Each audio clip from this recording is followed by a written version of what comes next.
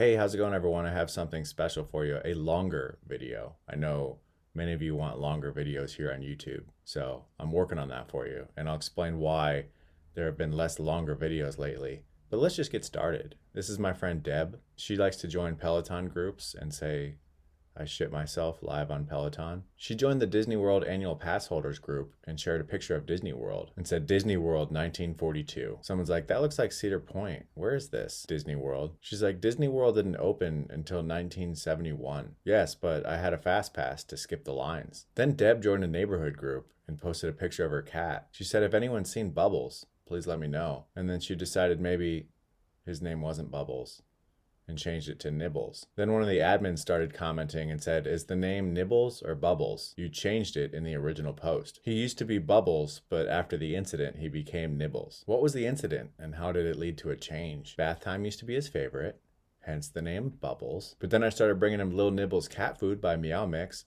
and he really loved that, so then he became Nibbles. Hence the name change from Bubbles to Nibbles. He started asking more questions. He's like, what kind of cat is that?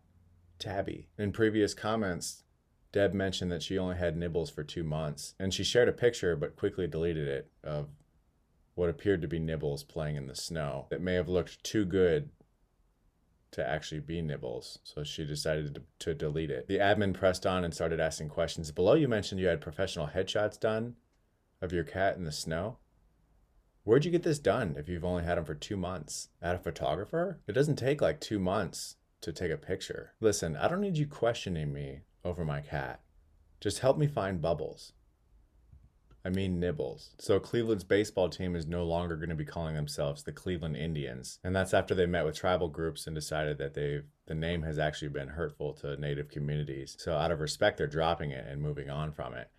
But they've had the name for a long time, so a lot of people were mad that the name is no longer. So they commented and said, we thank you for all your support through this difficult transition.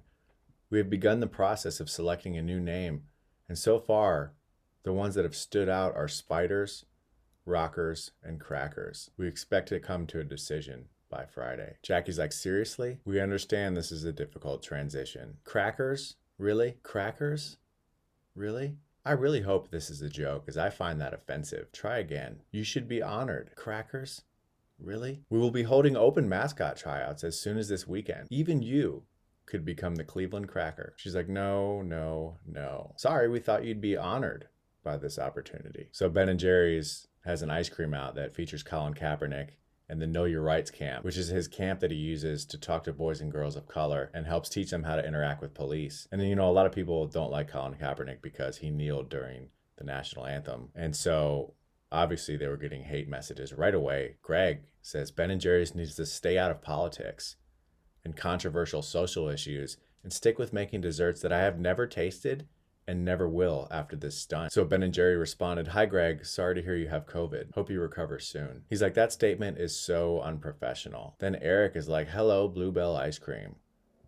And Bluebell Ice Cream is like, goodbye, Eric. James is like, really, Colin Kaepernick? You lost a customer. Hi, James. This isn't Colin Kaepernick. This is Ben & Jerry's. You teamed up with Colin. You, Ben & Jerry's, lost a customer. We'll see if we can come up with a racist flavor to keep you on board. ABC 15 Arizona shared an article on their Facebook page talking about how researchers are trying to find out if mouthwash is effective in getting rid of COVID.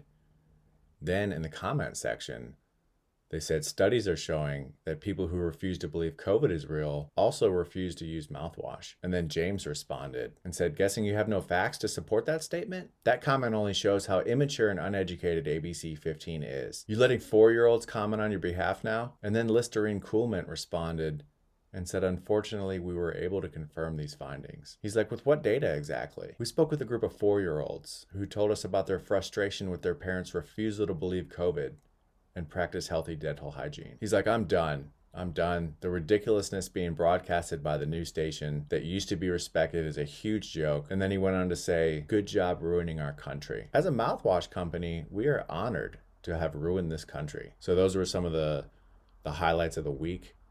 So I'm trying to hold off and not post anything for a week now and just share it all in one group because I feel like that's what YouTube wants. Am I right? That's what I've been seeing in the comments, and the videos that have been longer are doing better. So I'm going to try to stick with that format. It's always hard because when I feel like I have a post that is like good or whatever, I feel like I want to share it right away. So it's hard to like hold on to stuff. But I did it. I held on to all those for like a week. Hopefully you enjoyed them. But another challenge is trying to create enough content to have enough for my patrons, the people who subscribe, and then also have enough for the public. So that's been like a challenge, but I think I'm figuring it out. I appreciate all of you and your comments.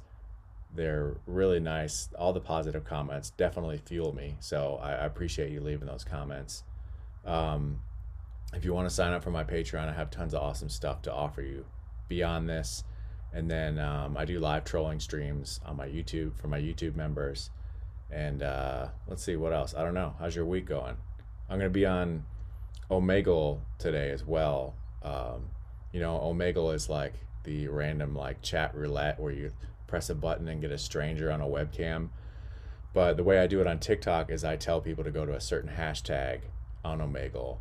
And then, so we definitely get each other and not a stranger. And I haven't gotten a stranger yet. And it's been fun to like talk to and interact with my fans. So, and my followers and just friends. So that's like another fun thing that if you're on TikTok, which I know a bunch of you are, because that's how you even discovered me on YouTube.